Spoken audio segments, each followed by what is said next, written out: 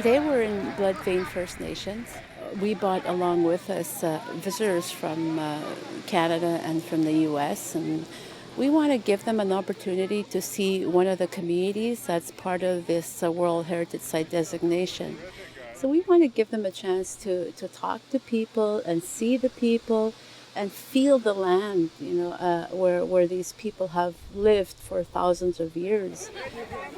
And to give people from a blood vein, to see and meet people and greet them.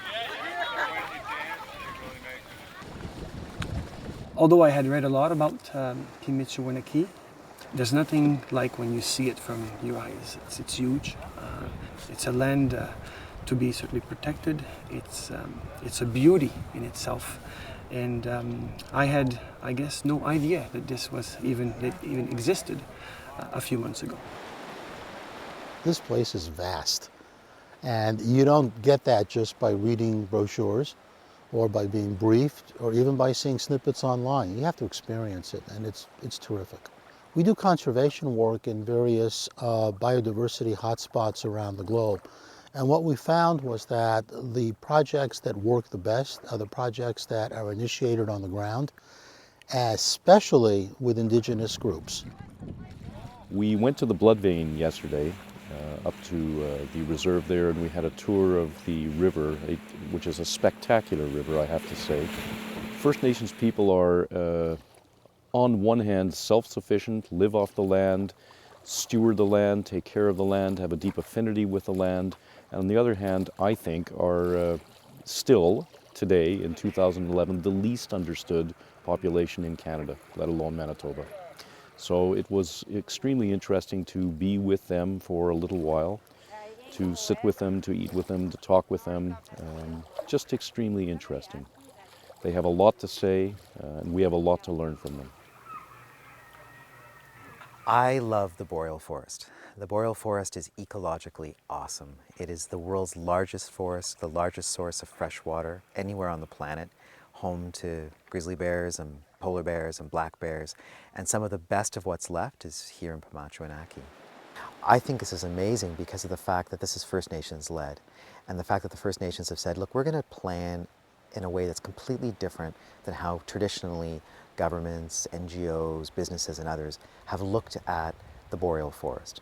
We're going to look at protecting what's necessary to sustain the caribou, the bears, the water, the air, etc. So just capturing that in this plan and ratifying it through a UNESCO World Heritage designation is very, very inspiring. And I hope it's going to set a precedent for similar plans being birthed across the country and perhaps around the world.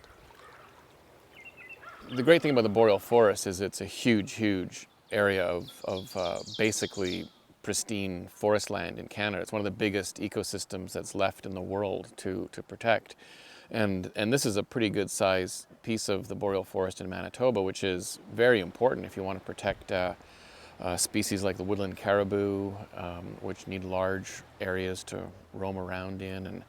And also, there's intact watersheds in this area, so fabulous, pristine water with great fishing, and important for the people that live here still. Spending time with members of the Bloodvein First Nations community was really amazing. Hearing the stories of what the land means to people, to the history of what was passed from elder to elder, the spiritual connections to the land, the long-term connection, both extending into the past and their vision of how it extends into the future is really kind of eye-opening for, I think, people visiting this place for the first time. We were on our way to some sites that the people of Bloodvein wanted to show us, and we came upon some people that were canoeing. They were from Ontario, so we thought we'd stop and have a chat and have a visit with them because we wanted to hear their stories about traveling on the land and how much it means to them. This is the greatest river in the world. Great rapids, we've got great weather, and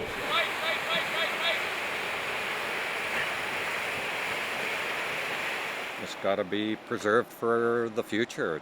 It can never be flooded or anything like that. It's just got to be left the way it is. I think anybody that spends some time on the land, gives them that sense of, being out there and being part of the land. And it was exciting to hear the stories and for them to be part of this day that, I see it as a celebration of bringing people together and working together. And I know that a lot of these people share that same vision of taking care of the land and using it with respect.